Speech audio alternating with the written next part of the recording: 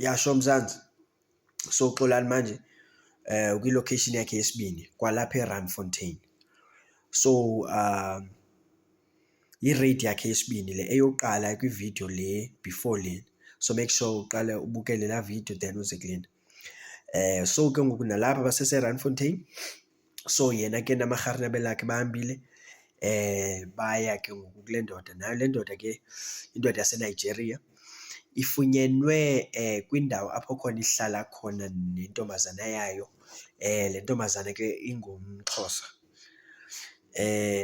So ke ngoku le ndoda ibizwa uba nguRasta, kodwa igama layo ke kuba iyaseNigeria kuthiwa ngu-Okechukwu. Okechukwu kwigama lale ndoda. So uXolani ke bayile bafika bayisurprise apha, isabambe umntana wayo and futhi bebephandle, isabambe umntana wayo, imbambe lo mntana lona ime nale ntombazana yayo apha. Kodwa ndoda khawunikiswe ngumntana apha entombazaneni le, sibhalele kuwe bhuti. Hayi ke bafika. So kucaba baye andani noba bathathe ifowuni yale Nigeria na, kwafumaniseka uba kukhona i-VN esendwe ngumntana oyintombazana ewonisha eNigeria ukubana kukho oXolani bazawuza, so if ine-drugs ezithile mayizifihle. So which means umntu walapha eSouth Africa oyintombazana uwonisha eNigeria ukubana eNigeria line-drugs elingazibekanga endaweni esafe, malikhawuleze lizifihle because oXolani naba. So which means kukho umntu obonileyo uba naba besiza qha ngebhadi batsho late. So uXolani ke ngoku abesedlala lo voice note. So ke ngoku abuze uXolani kwele Nigeria, lo mntu usende le voice note uyisenda njani? Uyisenda kuba kuthe zintoni ezifuneka uzifihle, zeziphi ezi-drugs zifuneka uzifihle? Ibisitsho le ndoda uba hayi lo mntu usende le VN ayimazi yena, yona ihlelele nje apha, lo mntu ecabe bezithethela. Kuthiwa fihla ii-drugs, icacile yona uba uthengisa ii-drugs, so suzikhupha ke yona. Khange lena abe eyidlalisa lena enza ngathi akayazi uba mayithini. Wakhwela straight emnxebeni. Ndoda, khupha ii-drugs kaloku, asizange sodlala apha. Azothi uXolani ilizothi eNigeria lona lithengisa ii-drugs, alithengisa ii-drugs, alithengisa ii-drugs. Anqume uXolani ambone uba userious apha ebusweni. Ndoda, khupha ii-drugs.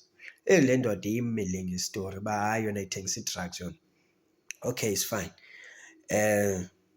Then ke ngoku abuze uXolani kule ndoda, wenza ntoni for a living ke ngoku? Uba uthengisa ii-drugs yintoni oyenza for a living?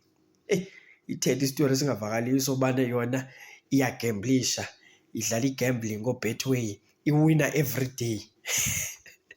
Ithi iwina every day. Ndithi madoda umhlola. uXolani avele angayimamela abeyiqhuba ke ndoda, ziphi ii-drugs. Nayama ngestori sayo yona ithengisa yona, I mean yona iyagemblisha no. Hayi okanye ebreaking. Kuthiwe xa kubuywa, njengoba kuthiwa nguRasta nje ine-dreads apha entloko.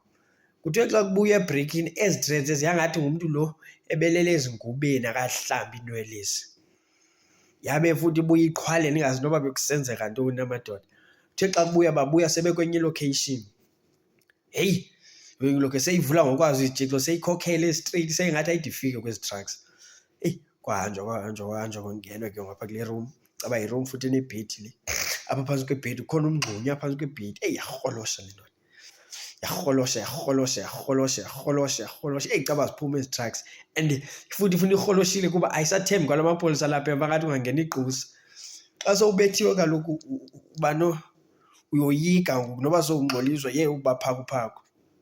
And ayibona futhi iphakuphaku. Yazirholosha. Yazifumana. Yazikhupha zonke futhi. Wathi uXolani aziphelelanga ezi drugs. Yaphakamisa izandla phezulu ngongathi kuthiwa mayiphakamise izandla phezulu. Yathi aziphelele. Phofu naye uXolani wayibona angathi ithetha inyani.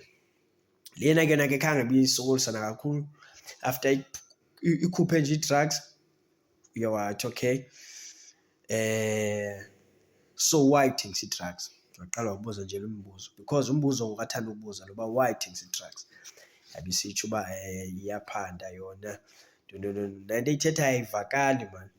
Nento ithetha qha into ebhizi ngayo ukubana icela amanzi. Wesixola mfondini why uthengisa ii-drugs? Ayivakali, ayiphendula imibuzo yona. Ifuna amanzi qha. So ke ngoku wa-end up ngokuthini Xolani wayincama because le nto seyifumene mos. Okay, kwathatha ubufakazi amapolisa ke abese-40 yathathwa le ndoda yafakwa evankini. Then after evankini ke ngoku wathetha ke ngoXolani loo nto yakhe. Then ke ngoku baya kwilocation yesithathu, nalapho bazofumana amanye amaNigeria kwalapho. And ke ngoku esi story ke ngoku sesona sothusa kakhulu. So make sure ukuze ungasiphosi guys, make sure uyasubscribe kule channel so that ndiza xa ndiphinde ndiposta ungenelwe yi-notification, and make sure uyakhomenta, make sure uyalike le video. Okay, and kubantu abafuna usapota le nto yabantu ababanjwa nge-drugs, siyacela guys, if uyakwazi udoneyitha ungakwazi udoneyitha ne. So if ufuna udoneyitha, make sure usitexta kule number kuWhatsApp, ithi 060 674 1733, 060 674 1733. Nalapho sakunika ii-details uba ukwazi udoneyitha, so that sokwazi uposta, so that sokwazi ukwenza abantu babe aware ngeento zezi drugs. So make sure ke guys wenza kanjalo. Thank you.